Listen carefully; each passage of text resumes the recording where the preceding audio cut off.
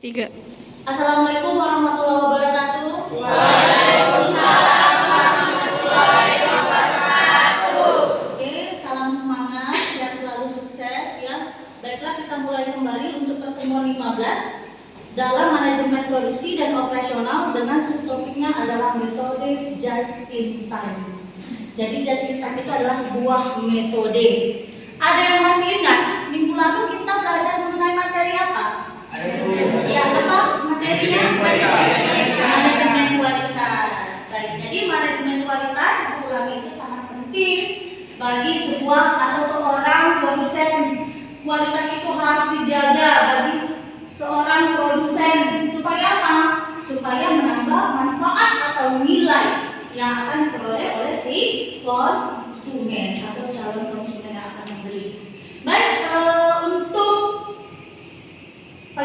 dimensi atau indikator dari manajemen kualitas yang lalu ada disebutkan 4 ya.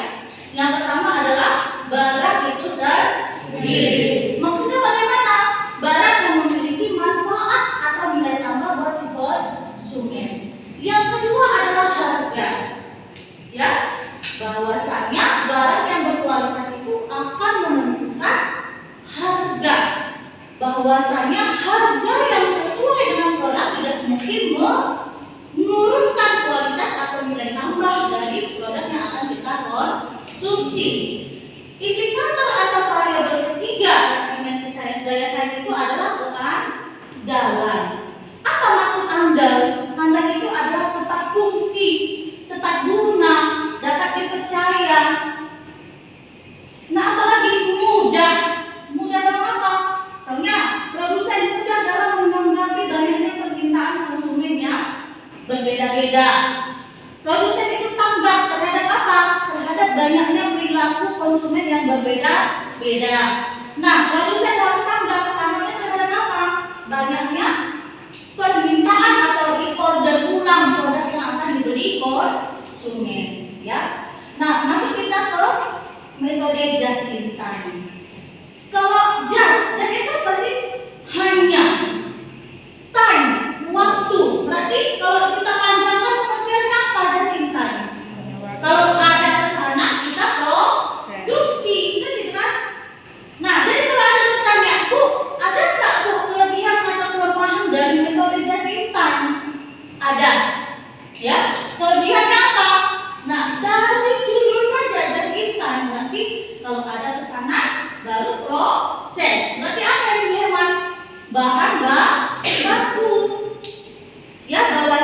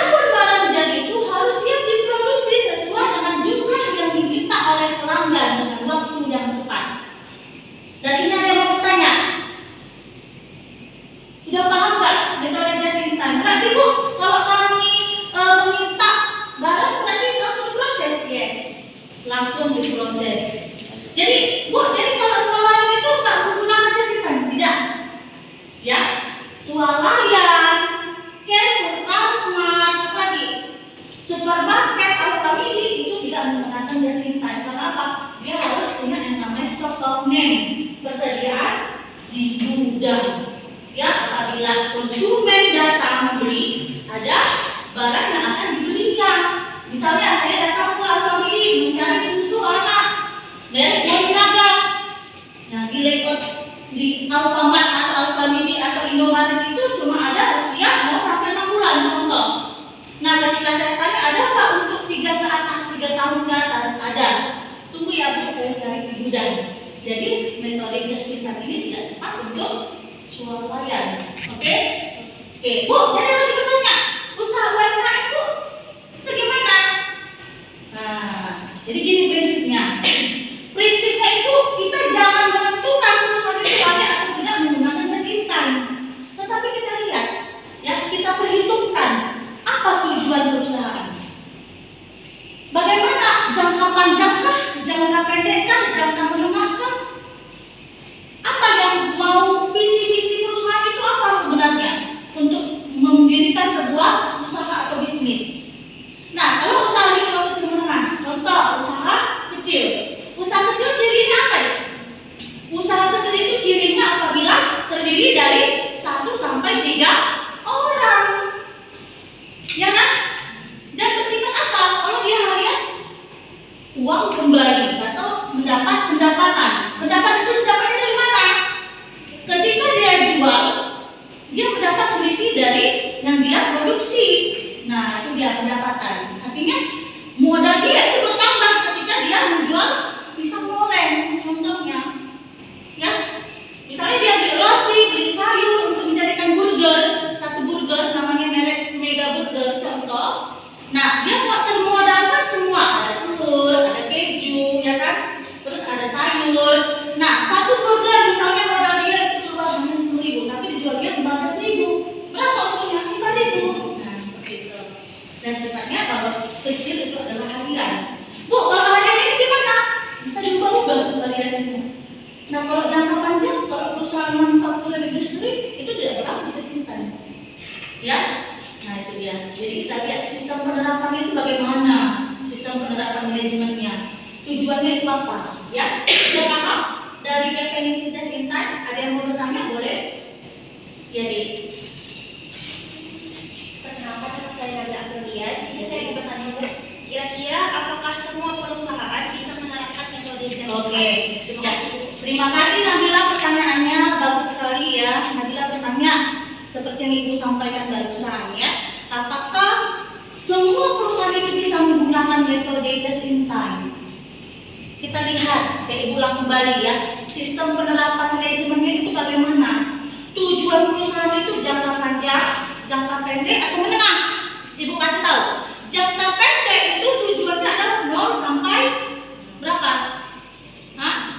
6 bulan. Jangka menengah 6 sampai 12 bulan. Berarti 1 tahun. Kalau jangka panjang berarti 12 sampai 24 atau bahkan lebih 36 bulan. Nah, supaya apa? Tercapai visi, misi, komitmen dan tujuan perusahaan. Berarti tergantung perusahaannya. Pokoknya intinya just in time ini adalah menekankan bahwa inventory itu adalah pemborosan. Inventory kan persediaan itu pemborosan. Kemudian metode just in time ini menerapkan partisipasi karyawan untuk sama-sama menghasilkan produk sesuai dengan banyaknya pesanan secara tepat waktu. Ya kan? Nah itu dia. Ya, apalagi dengan metode just in time diharapkan kualitas yang dihasilkan perusahaan terhadap suatu produk itu menambah manfaat. Apa contoh manfaat atau nilai? Contohnya apa? Ada yang tahu? Ketika saya batuk, contohnya ya, batuknya batuk berdahak, saya belilah OBH atau Ponidin. Setelah saya konsumsi, saya minum 2 sampai 3 sendok, hilang batuk saya tadi. Berarti memberikan apa obat batuk tadi dengan merek OBH atau Ponidin? Contoh, menyembuhkan batuk saya, dari saya batuk menjadi enggak batuk. Nah, gitu ya. Paham kan? Paham, itu adalah manfaat. Oke, lanjut. Nah, apa prinsip dasar? Jadi ini adalah just in time ya. bukan rajin tapi just in time. Oke. Nah, menghindari keborosan. Nah, yang kedua, memperbaiki aliran produksi secara terus-menerus. Kemudian penyempurnaan kualitas, respect pada semua karyawan. Berarti semua karyawan itu ikut terlibat, baik itu dalam small group atau big group, ya. Berarti ada kelompok-kelompok yang menginginkan bahwasanya tujuan dari perusahaan atau organisasi itu tercapai secara tepat waktu. Nah, ini dia. Ini ada yang mau tanya? Ya, boleh. Memang saya Iqbal Jainuddin mau bertanya, Bu. Ya. Apa contoh perusahaan yang menerapkan metode just in time ini? Oke, terima kasih Iqbal, ya. Pertanyaan Iqbal bagus sekali. Tadi Ibu sudah menjelaskan apa definisi, kemudian menekankan metode just in time, kemudian ada prinsip dasar just in time. Nah, sekarang temannya bertanya nih, apa contohnya? Contoh yang pertama sekali perusahaan menerapkan metode just in time ada Astra Honda. Untuk apa mereka memasok bahan baku dengan jumlah yang banyak kalau tidak sesuai dengan tipe atau model yang akan dirakit? Oke. Nah, ada lagi metode just in time yang lain. Ibu-ibu rumah tangga mau jual buka puasa takjil. Nah, apakah iya mereka langsung memasak dengan jumlah yang banyak? Tidak. Mereka melihat apa dulu? Banyak nggak membeli takjil saya? Misalnya ada mie koma, ada bubur, ya kan? Nah, seperti itu. Nah, ketika hari kedua, hari ketiga atau seminggu ke depan mereka akan menambah. Karena apa? Ternyata banyak yang membeli takjil dengan mie koma atau mie pecel. Ada banyak membeli candil atau bubur. Nah, itu bisa menerapkan just in time. Nah, jadi intinya gini, ulang kembali. Metode just in time itu menekan pada 3 hal. Yang pertama, inventory atau persediaan itu adalah borosan. Berarti tidak berlaku kepada perusahaan yang jangka panjang atau mempunyai persediaan di gudang, ya kan? Oke, yang kedua, dengan metode just in time berarti tepat waktu, sesuai order atau permintaan, berarti kualitas harus ditingkatkan, ditambah. Berarti personil juga harus meningkatkan keahliannya, ya kan? Nah, yang ketiga apa lagi? Dengan adanya kelompok tadi, ya, atau organisasi yang sudah terbagi dengan small group, big group, medium group untuk menciptakan atau mencapai tujuan, berarti apa? Mengharapkan bahwasanya karyawan yang terlibat akan sama-sama ikut sertakan dalam membuat atau memproduksi sebuah produk yang mempunyai manfaat untuk si pembeli. Paham? Oke. Ada yang mau bertanya lagi? Boleh? Silakan kalau ada. Ini nanti ya kan, Ibu akan bagi untuk soft copy-nya. Nah, ini ya, langsung keunggulan sistem just in time. Nah, kita lihat poin 1. Dengan persediaan yang rendah terjadi pemborosan lewat kadaluarsa dan rusak atau usang akan menjadi semakin rendah. Betul kan? Kenapa? Sedikit inventory, oke? Atau nol, zero defect, atau efek persediaan inventory itu kosong, nggak ada. Berarti produsen itu tidak mengalami kerugian, oke? Dengan metode just in time. Ini judulnya adalah keunggulan. Yang kedua, mencegah penumpukan produk jadi yang tidak terjual. Nah, kalau nggak terjual, apa yang terjadi? Nggak ada modal, rugi. Makanya ada belajar di pertemuan 14 dan 13 itu mengenai break even point, titik balik impas, dan itu sudah kita pelajari. Nah, yang ketiga, tingkat persediaan rendah sehingga menghemat tempat penyimpanan. Nanti kita nggak perlu gudang, oke? Nah, bahan-bahan kebutuhan operasional hanya tersedia saat diperlukan saja. Jadi tidak membutuhkan modal yang besar, ya kan? Nah, yang kelima, menekankan pada kualitas bahan-bahan yang dipasok. Dan ialah orang kita memproduksi sesuai dengan pesanan, sesuai dengan keinginan si konsumen. Contoh, aku mau pesan kue lah untuk daerah ya, tapi di atas tambah toppingnya dan enak buat. Nah, itu contoh, ya kan? Berarti sesuai dengan permintaan si konsumen. Oke. Nah, ada juga keterbatasannya. Apa keterbatasannya? Apabila ada keterlambatan pengiriman, nah, ya kan? Maka supplier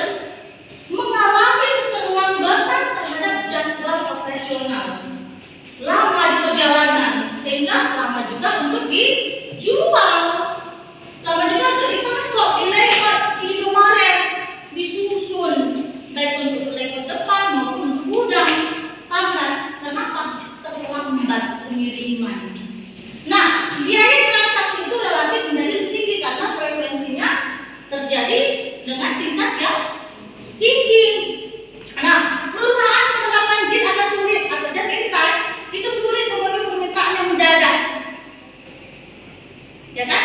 Nah, karena apa? Tidak ada jadi yang tersedia. Jadi kalau menambah harian, berarti harus minggu dong. Karena kan tadi harus sesuai dengan order, nggak ada yang dilebihkan. Kecuali kan pesan, kita lebihkan 2 ya. Nah, itu lain cerita, ya kan? Nah, kalau kita ada pengajian, nanti masak kue yang enak ya, toppingnya ini rasanya ini, nanti lebihkan 2 ya. Nah, itu kan sesuai dengan request atau persetujuan bersama. Nah, keempat, sistem jas instan ini tidak memiliki toleransi terhadap kesalahan, ya kan? Baik itu dari kesalahan si pemasak kue ataupun mesin. Oleh karena itu, mereka akan meningkatkan kualitas baik bagi pekerjaannya, baik ataupun bagi alat masaknya, atau kalau misalnya dia mengelola sawit menjadi minyak, dia akan terus melakukan perbaikan maintenance terhadap mesinnya, mesin untuk mengolah sawit menjadi minyak. Jadi nggak ada yang namanya nggak bisa beroperasi. Kenapa? Rusak mesinnya itu nggak boleh, ya kan? Kenapa? Akan mengalami kerugian karena mereka ada jadwal operasional, jadwal produksi, ya. Nah, yang kelima, ketergantungan yang lebih tinggi terhadap supplier, baik dalam kualitas bahan maupun ketepatan pengiriman, ya kan? Berarti kita bergantung terhadap supplier. Kenapa? Mereka mengirim hari ini, misalnya ini tanggal berapa nih? 16. Nah, sampainya tanggal misalnya 20 lama kali. Sementara pabrik ini tanggal 19. Berarti kita tergantung sama mereka. Mereka cepat kirim, oke. Mau terlambat mereka kita tergantung. Nah, ya kan? Makanya banyak juga perusahaan yang bisa atau akan menerapkan metode just in time. Nah, lihat dulu. Jadi kita ulang kembali. Enggak semua perusahaan bisa menerapkan metode just in time. Ada beberapa. Tapi lihat apa tujuannya, ya kan? Kemudian bagaimana sistem penerapan manajemennya. Oke? Paham? Nah, ini dia permasalahan pada just in time. Nah, apa saja bagi perusahaan yang mengkonsumsi satu jenis produk saja atau bersifat homogen. Kalau banyak jenis heterogen. Nah, sulit untuk mendapatkan bahan baku, yes. Misalnya, aku mau kereta impor, berarti lama pengiriman karena didatangkan dari luar negeri, kemudian dikenakan pajak, akan bertambah biaya terhadap satu Honda atau kereta, ya kan? Daripada kita beli yang sudah ada diproduksi atau dijual di Indonesia, ya kan? Nah, apalagi menempatkan karyawan dengan keahlian khusus akan mengakibatkan biaya mahal, betul? Ya kan? Skill itu adalah nilai jual, ya kan? Betul nggak itu? Kalau kita ahli dalam accounting atau kita ahli dalam MRV atau ERV, berarti kita akan bayar keahlian mereka dengan jumlah yang lebih tinggi. Nah, karyawan biasanya bekerja berdasarkan upah, ya kan? Ya, betul itu. Karena sifatnya adalah harian, berapa yang tercapai dia dibayar. Nah, kurang memperhatikan keahlian dan keterampilan karyawan. Itu adalah permasalahan pada just in time. Oke? Ada yang mau ditanyakan? Gak apa-apa, boleh. Ada yang mau bertanya? Persyaratan just in time, yang pertama ada organisasi publik, ya. Yang kedua, pelatihan atau keterampilan itu memerlukan waktu untuk melatih karyawan-karyawan supaya dapat bekerja sesuai dengan kemampuan atau skill atau bakat yang dia punya, ya, yang akan ditempatkan. Misalnya gini, dia ahli dalam bidang memproduksi kelapa biji sawit menjadi minyak. Berarti kan nggak semua orang bisa berada dalam posisi itu. Berarti harus dilakukan pelatihan, magang, training supaya pada paham, ya, bagaimana mengolah biji sawit menjadi minyak, sabun, kosmetik dan sebagainya. Oke, tidak. Nah, perbandingan sistem just in time dengan sistem tradisional, apa perbandingannya? Sistem just in time itu mempunyai sistem yang disebut dengan sistem tarikan. Nah, sistem tarikan itu adalah apa? Sistem penentuan aktivitas berdasar permintaan konsumen, baik konsumen bersifat internal maupun eksternal. Ya, kalau dibilang apa itu lingkungan internal? Apa lingkungan internal itu? Hubungan antar karyawan dengan karyawan, hubungan antar top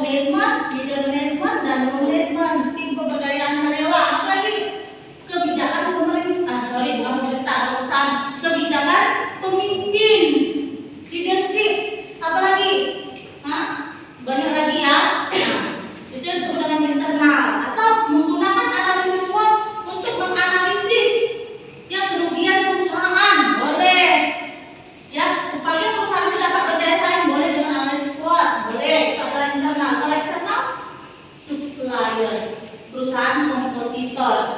Apa itu perusahaan kompetitor? Perusahaan yang menghasilkan produk yang sama, manfaat yang sama dengan merek yang berbeda, tentunya dengan harga bisa relatif sama ataupun berbeda. Contohnya apa? Perusahaan kompetitor. Nah, contohnya pada handphone lah contoh ya. Nah, ada handphone Vivo, ada Oppo. Apa bedanya dua-dua ini? Bisa Bu, dari harga, desain, warna, kapasitas, kecepatan internet. Nah, kalau dibandingkan dengan iPhone, pastilah Bu, dari harganya Bu, dari kejernihan kamera Bu, dari pengambilan video Bu, lebih terang. Kemudian apalagi Samsung, handphone Samsung Bu, bisa handphone Samsung dibawa berenang Bu, 100 meter, contoh. Berarti dia punya keunggulan atau merek yang bisa menjadi berbeda satu produk dengan yang lainnya. Oke, next. Sistem dorongan. Sistem penentuan aktivitas berdasarkan dorongan aktivitas sebelumnya. Nah, kemudian bahan kali aktivitas pembelian itu mendorong aktivitas produksi, dan aktivitas produksi itu mendorong aktivitas penjualan. Karena adanya produksi, maka harus dilakukan penjualan oleh siapa? Kegiatan distribusi. Siapa yang melakukannya? Hah? Siapa pelaku distribusi? Distributor, kegiatan orang-orang yang melakukan pemasaran, sales and marketing. Oke? Yang menjual itu, yang promosikan kita adalah bagian sales and marketing. Yang menyalurkan barang adalah supir angkut melalui kegiatan distribusi. Oke? Disebut dengan distributor. Apa distribusi? Mengangkut barang dari pabrik sampai ke tempat penjualan atau sampai barang tadi ke tangan konsumen. Oke? Ada yang mau bertanya lagi? Nah, apa perbedaan TQC dibandingkan AQL? TQC itu adalah total quality control. Kenapa perlu di dalam manajemen produksi dan operasional itu menerapkan TQC? Nah, itu apa? Supaya dapat mengontrol kualitas, baik itu SDM, baik itu bahan material, baik itu pemeliharaan mesin untuk beroperasi, baik itu menghindari keterlambatan pengiriman, baik itu memberikan jaminan terhadap produknya saat dibeli konsumen. Itu adalah TQL, Total Quality Control. Nah, FQL itu apa lagi? FQL itu adalah Executive Quality Level, berarti menilai kualitas dan bagaimana yang akan diberikan produsen terhadap pembeli atau terhadap langganannya. Nah, dengan apa? Menambah manfaatnya. Manfaat apa? Manfaat produk. Ya, oke. Nah, itu dia. Nah, kita lihat FQL dalam sistem tradisional adalah pendekatan pengendalian mutu yang memungkinkan atau mencatatkan terjadinya kerusakan, namun tidak boleh melebihi tingkat kerusakan yang telah ditentukan sebelumnya. Kalau barang rusak, apa yang terjadi? Rugi kan? Berarti kita harus ulang kembali. Nah, sementara di dalam manajemen kualitas, dalam trilogi jurang, persediaan, teknisi, AQL, ini adalah menekan yang namanya biaya berlebih. Kenapa? Biaya yang besar. Oke? Karena kalau barang rusak akan diproduksi ulang. Karena apabila barang cacat akan diproduksi ulang. Kalau barang cacat nggak mau dibeli oleh konsumen, ya ada itu. Contoh, perilaku konsumen, habit konsumen berbeda-beda. Ini riset ya, riset Ibu. Saya melihat satu pembeli yang berada atau akan membeli produk di swalayan Gloria. Kenapa harus membeli paling belakang dipilih barang tadi? Yang di depan kan sudah disusun di layout. Kenapa harus pilih yang paling belakang? Nah, itu dia. Ternyata salah satunya mereka berprinsip atau mindset yang begini. Kalau paling belakang Bu, berarti expired date-nya lebih lama. Apalagi tidak dipegang orang Bu, tidak ditorang. Nah, itu ya. Yang ketawa berarti benar ya kan? Riset tadi. Oke? Udah? Ada yang mau bertanya? Silakan boleh. Ada? Kalau nggak ada, biar kita tutup. Tidak ya. Jadi kita itu belajar itu harus serius, harus fokus supaya cepat tamat menjadi sarjana manajemen ya.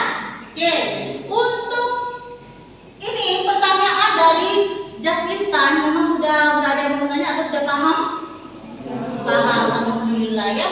Jadi Ibu tugaskan kepada teman-teman semua untuk mencari jurnal, ya. Tugas itu dikumpul minggu depan sebelum hari H, ya. Kita hari Kamis berarti hari Rabu dikumpul ya jam 10 ya. Pagi bukan malam ya. Kalau malam dia 22 normal waktu Indonesia Barat. Oke, itu dikumpulnya dibuat seperti paper, cari jurnal mengenai manajemen produksi operasional dengan metode jas instan, kemudian kalian buat analisisnya. Oke? Jelas ya?